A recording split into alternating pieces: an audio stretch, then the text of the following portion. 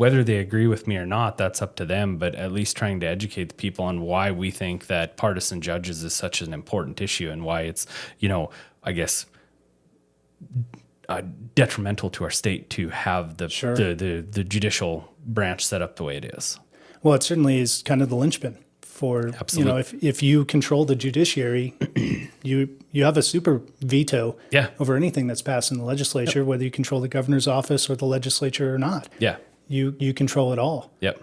And that's not how it's supposed to be. No. And honestly, it's the last linchpin that the left has right now is the court system in the state of Montana. And they've held that, I think, through this blindness of the candidates that they can throw somebody out there and it's not based on who they are and what they believe in and where their stances on certain issues are. It's all about who can raise the most money and put up the most billboards.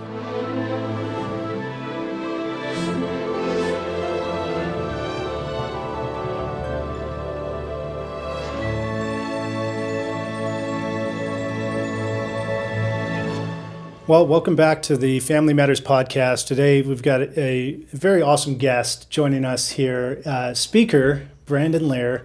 Thank you for coming on the show. Absolutely. Thank you guys for having me. Yeah, I know you got a busy schedule, but a couple of important things we wanted to talk to you about. Number one, and this kind of goes back to even before this last legislative session, back in 2023, you ran a bill, and I remember it was a simple bill. Mm-hmm. You got up, and maybe you could repeat the line. You know what I'm talking about. So in 2023, I ran a piece of legislation that was kind of defining discrimination and what discrimination was and wasn't, especially in the school setting. And actually, I have to give some credit to a constituent of mine who brought this issue up to me, and then the Montana Family Foundation piggybacked on it and even made it a better bill. But it was saying that it wasn't discrimination if somebody calls you by your, proper, in my opinion, pronoun. If you're a boy, you're a boy. If you're a girl, you're a girl. And this affected students and teachers alike to where it was not discrimination for you to honestly tell the truth. And in the committee hearing, I got asked a question and said something to the effect of that I'm no biologist, but I believe that a cow is a cow and a bull is a bull. And as a legislator, I would highly discourage using that because of the public outcry that I'm comparing people to animals. So anyway, I guess in my opinion, like I said, biology is pretty simple, especially in that realm. And a man is a man and a woman is a woman. And and truth is absolute. Absolutely. Yeah. So, and from the Montana Family Foundation perspective, another layer to that was just that truth, that it was actually a lie and unloving to participate in a lie and call somebody who you know to be a biological male, say, she or her. Yes, absolutely. And another, spin off of that, and especially with me having, back then my kids were even younger yet, but I mean, my kids, they know that a boy is a boy and a girl is a girl. And I didn't want them to get, in a sense, in trouble or get punished for speaking the truth. And so that's kind of the genesis of where that bill came from, and to kind of move forward into 2025 session with the definition of sex bill from Senator Glim. We noticed real quickly that there was a bill, his previous bill from 23, that the courts had struck down and still in the process. They needed, in their statements, they said we needed to address a few issues, and we did. But that process is still ongoing with that legislation from 23. And there was rumors about that, they were just going to enjoin this law as soon as I signed it and the governor signed it. And I guess we just didn't want to give them a freebie. Well, and it was even more than rumor, right? So stepping back to 2023, we passed a bill in the legislature to define male and female, which is kind of silly that we have to do that, but that's the world we live in now. Exactly. And, me as a lawmaker, I think that there's, I don't want to say way more important issues, but there are more pertinent issues that we should be working on up here in Helena. And the fact that we have to do this to protect us Right. Is just, mind-boggling to me. But It is. It is what it is, and it's the world we live in today, and it's a fight that we needed to take up. And I'm glad that Senator Glim is, willing to champion this battle and has now for the last 2 sessions, 3 Yes. years running. And so no, we're just trying to give that piece of legislation the best path forward. And by me having to hold on to it, if that's the route we have to take, which is the route we are taking, then we'll go from there. And like I said, we just don't want to give these nonprofit organizations that sue on every one of these bills that we pass, and with the majorities we have in the legislature, it's the will of the people in Montana to send us up here, Right. and to pass the legislation, and so I think we're just kind of doing the will of the people. And to piggyback off of that, with the court system that we have right now, doing absolutely not the will of the people, the majority of the people in the state of Montana. I think this is the only route we have, and it's the route we're given. And until we can fix the Supreme Court, this is the fight this is how we have to fight the fight. Well, and to that point, Speaker, the courts are partisan. Oh, 100%. The Montana Supreme Court, and even going down into some of our lower level courts, are definitely partisan. The analogy I always give is, on the federal level, granted, the president does select the Supreme Courts, but you don't look at them as Justice Sotomayor or Right. Justice Kagan or Justice Alito or any of these. That's a Bush appointee, that's an Obama appointee, that's a Reagan appointee, that's a Biden, a yeah. Trump appointee. They're inherently partisan. Right. And I think that the Montana voters, especially with today's how charged we are politically, and how easily we can access information about me and about your guys' organization and Right. what you stand for, why aren't we doing that with our elected officials in our judicial system? And I don't want it to be overly partisan, but I want to know where that judge stands on the issues that matter to me, Right. as a voter, as a constituent, as a lawmaker. And so I think that by allowing them to run as partisan would only benefit the constituents and the citizens of the state of Montana. And I think that it's something that we really need to keep fighting for. I know last session we had a plethora of different bills, all kind of pertaining around the same ideas. Some went from, the Supreme Court all the way to the Justice of the Peace. Some were shall, not may. Some only had this piece and not that piece in it. And I think we're chipping away at it. We're making progress, but it's a fight that we need to continue fighting and working towards Right. that end goal. And there are, don't quote me on this, but I know there's at least 5 states, that have partisan judges. And some of them are on the East Coast and they're left-leaning states. And some of them are, like Texas, I believe, That's that right. have partisan judges who are a Republican-leaning state. And so it's not just a Democrat or Republican issue. It's the will of the voter, and letting them know where these judges stand, and so that they can't hide behind that blanket. Right.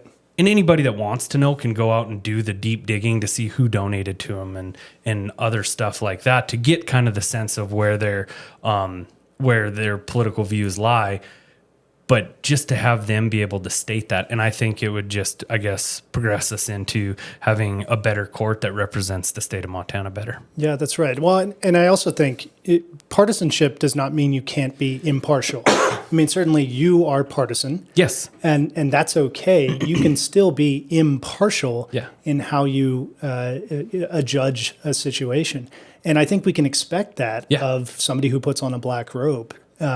They don't have to be nonpartisan. They don't have to transcend ordinary human existence. Well, in our court systems, especially the main one, obviously, we're fighting for is the Supreme Court of the state of Montana. If we can fix that, I think a lot of our problems would be alleviated. And I guess to me, it just comes down to following the Constitution. Yes. And if you follow the Constitution or not follow the Constitution, and how you skew certain, statements in the Constitution, whether that's federally or our state constitution, and you can still judge with that blindfold on, Yes. I guess, in a sense, even if you run as a Democrat or Republican. I don't expect us to get 100% win-loss record if we have partisan judges in the state of Montana. But what I do expect is that the will of the people will be adhered to a little bit more if we Right. have partisan judges and not have the decisions, whether it's the held decision, whether it's all these other crazy social issues that Montanans do not stand for that are Right. being upheld or struck down in our Supreme Court. Yeah, because we have the will of the people through the legislature, and that's reflected in the laws that are passed. Exactly. And some of these common sense laws, like for a minor to get an abortion, they need Parental consent, consent. Absolutely. or a judicial bypass. They can go to the courts if they don't trust their parents.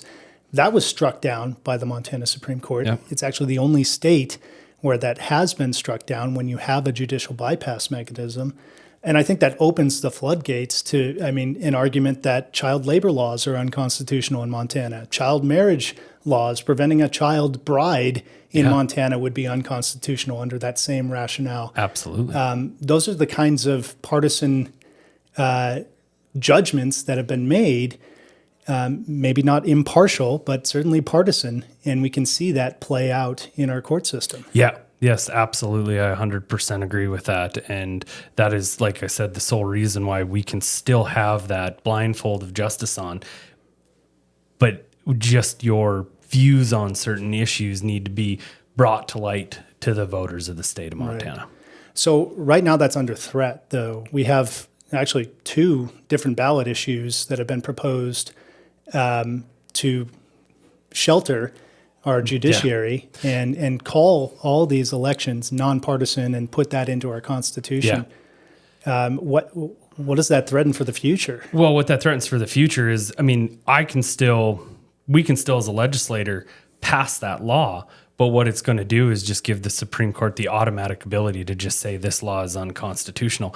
And then your voice as a constituent, I think, is taken away because then, we talked about that blindfold. That blindfold is just getting thicker and thicker. And the thicker that blindfold gets, and it's not even the blindfold, it's a veil over these judges to where we cannot see who they really are. They can come out and talk to you and I and give off a certain persona, and that may not be how they rule from the bench. And I do not think that's what Montanans want. And I guess I'm really concerned at how they're going to frame this to try to get votes for it, how they're going to try to sell this to the public, and what kind of, in a sense, shield are they going to put over themselves, blindfold are they going to try to put over, the constituents or the voters of Montana to try to get them to vote for this. And I guess it's up to, your organization and us as legislators to try to talk to our constituents and say, this is why. And I know that in far eastern Montana, obviously a more conservative part of the state, we understand that it is the Supreme Court. Before it was, lawmakers are ineffective. Well, now people are starting to understand that it's not that we're ineffective, it's that we have a Supreme Court that is inherently partisan and doesn't want this. And especially in the last 10 years to where we've made serious inroads, whether that's with our federal delegation, whether that's with the 5 elected, constitutionally elected offices in the state of Montana, or in the legislature or in the Senate. Yes. It's all heavily Republican held, and yet we have all these lawsuits that do not go our way at the Supreme Court. Right. So, and then attorney fees on top of it. Yeah. And it's all comes back to the, you're paying somebody as a voter, and this is a great point to bring up. As a voter and as a taxpayer, you're paying for some of these attorney's fees that we lose because of the Supreme Court to people that you don't agree with. Right. Even in cases where the attorneys are pro bono, they're awarded attorney fees. That's a recent example. So, what do we do to combat it? And I guess my second question is the threshold for a constitutional initiative in Montana at 50%? Yeah, is it too low? 50 plus 1. And I guess that's a great point to bring up. I've done a little bit of research, and there are certain states where constitutional, like in the legislature, for example, if we want to bring forth a constitutional referendum on the ballot, we have to have a supermajority of legislatures to even put that on the ballot.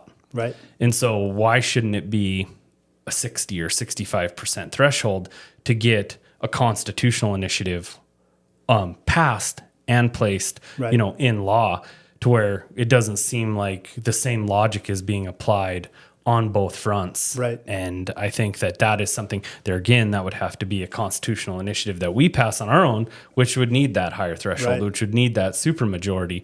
And obviously we don't have a supermajority in the legislature right now. So the outlook on that is obviously pretty bleak, but it's something that we need to keep discussing and just trying to set that higher threshold, because we live in a country that, doesn't work on the 50+1 Right. issue, I guess, or 50% of people can take away your bike, Right.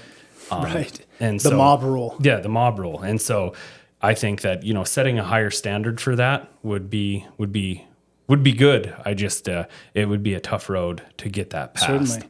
But we've seen that too with, for example, CI 128. That same initiative was run in other states that had a 60% Yep. threshold, and it failed Yep. in those states. But in Montana, it passed because all they need was 50+1. But had we had that 60% threshold, it would have failed as well. Yes. Which is an interesting thing to think about. Yep. But in the legislature, you're right. You Yeah. would need 66%. Yep. Really. You need 67 votes in the House and Yeah. 33 in the Senate. You need 100, I Right. guess, to be considered a supermajority. Yeah. To pass that and to put that on, for that to even have a chance to be put on the ballot as a Right. constitutional initiative. And so, no, I think that there's some reforms that need to be made to be able to make it to where it's kind of a blanket process. Yes. Everything is held to the same account. Well, certainly judicial reform is a top priority and issue in the state of Montana. I would just ask, looking at these ballot initiatives, what can we do to combat that? What can we do to inform the public? Is this an issue that's going to drive people out to the voting booth? We always hope so. And I think that it depends on the election and the election cycle. Obviously, this election coming up is a midterm election. We don't have a presidential election. So, usually we see lower voter turnout in them elections. And I guess for me, and what I'm trying to charge other representatives with too, is to go out and inform. Like if you're at your, local Lincoln Reagan Day dinner, or you're at some convention, or you're, talking to constituents, whether they're yours or mine, just voters, citizens of the state of Montana, whether that's in Billings, Great Falls, Missoula, wherever you're at, this is an issue that needs to be brought up, and trying to educate them in a way to where, giving my side, whether they agree with me or not, that's up to them, but at least trying to educate the people on why we think that partisan judges is such an important issue, and why it's, I guess, detrimental to our state to have the judicial branch set up the way it is. Well, it certainly is kind of the linchpin for, Absolutely. if you control the judiciary, you have a super veto over anything that's passed in the legislature, whether you control the governor's office or the legislature or not. Yeah. You control it all. Yep. And that's not how it's supposed to be. No. And honestly, it's the last linchpin that the left has right now is the court system in the state of Montana. And they've held that, I think, through this blindness of the candidates, that they can throw somebody out there and it's not based on who they are and what they believe in and where their stances on certain issues are. It's all about who can raise the most money and put up the most billboards. Yes. So wow. Well, we got to get out there and fight. Yes, absolutely, we do. Yeah. Well, Speaker Ler, thank you so much for joining us. I know you got places to be, but it was so great to have you in on the show today. On behalf of the Montana Family Foundation and the Family Matters podcast, thanks for joining us. God bless.